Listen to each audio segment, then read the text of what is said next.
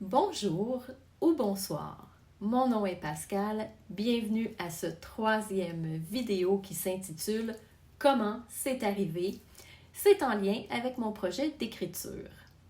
Alors, on doit remonter le temps et revenir en 2001.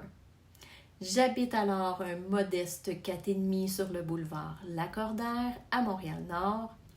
À l'époque, je suis mariée. J'ai une fille qui a presque 3 ans et un garçon qui a 18 mois. On vient de bénéficier du programme Brancher les familles sur Internet et on a un ordinateur depuis quelques semaines. Donc, le fameux matin du 20 décembre 2001, le père de mes enfants est encore au travail, il travaillait de nuit, puis mes enfants, eux, ils dorment encore à point fermé.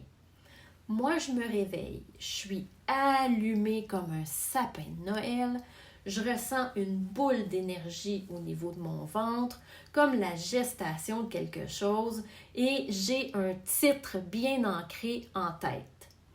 Je me lève sans faire trop de bruit, je m'installe à l'ordinateur et devant Word, je tape.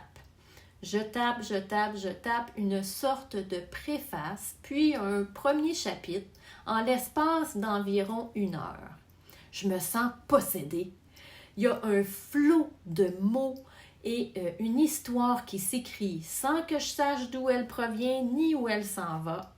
Puis, j'arrête. Éventuellement, mes enfants se sont réveillés, donc je les fais déjeuner. J'enregistre ce que je viens d'écrire pour ne pas le perdre. Puis, la vie prend son cours.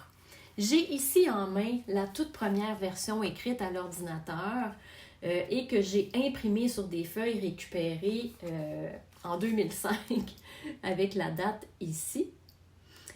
Donc, voici un bout des premières lignes qui dévoilaient un peu qui je suis.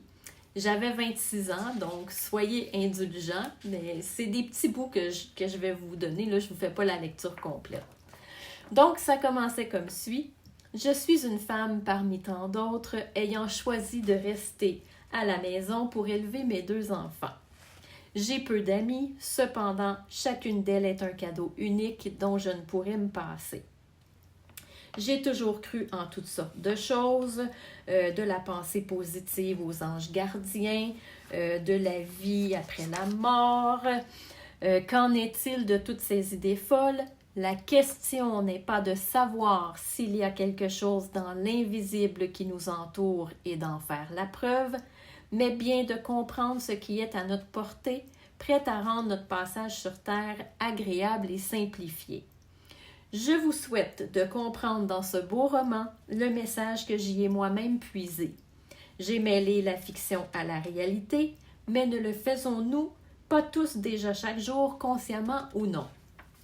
Et le premier chapitre commençait avec « Sommeil mouvementé, résultat d'une journée d'autorité minable avec mes enfants. » Wow!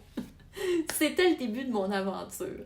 Aujourd'hui, à l'aube de mes 50 ans, je peux vous dire que là où en est l'histoire, c'est avec une plus grande sagesse et une toute autre expérience de vie qu'elle s'écrit. Sur ce, je vous souhaite une belle semaine et on se revoit bientôt pour la suite du dévoilement. Ciao!